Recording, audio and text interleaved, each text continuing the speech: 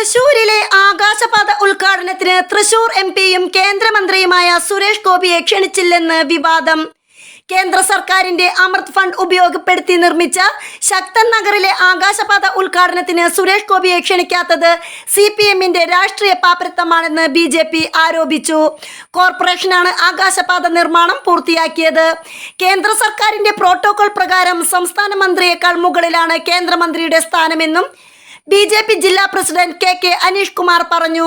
Protocol ലംഘിച്ച് കേന്ദ്രമന്ത്രി സുരേഷ് ഗോപിയെ ഒഴിവാക്കി സംസ്ഥാന മന്ത്രി MB രാജേഷിനെ കൊണ്ടാണ് ഉദ്ഘാടനം ചെയ്യിപ്പിച്ചതെന്നും സുരേഷ് ഗോപിയുടെ സൗകര്യം പോലും ചോദിക്കാതെ മുഖ്യാതിഥിയായി നോട്ടീസിൽ ഉൾപ്പെടുത്തിയത് ജനങ്ങളെ കബളിപ്പിക്കാനാണെന്നും BJP ആരോപിച്ചു. സംസ്ഥാന മന്ത്രിക്ക് ഒരു റോളുമില്ലാത്ത വികസന പ്രവർത്തനത്തിൽ MB രാജേഷിനെ വെച്ച് എട്ടുകാലി മമ്മുഞ്ഞ് കളിക്കുന്നത് തൃശൂരിലെ ജനങ്ങൾ പുച്ഛിച്ച് തള്ളും. തൃശൂർ വികസനത്തിന് 500 കോടി രൂപ നൽകിയ കേന്ദ്ര സർക്കാരിനോടുള്ള നന്ദികേടാണ് കോർപ്പറേഷൻ കാണിച്ചത്.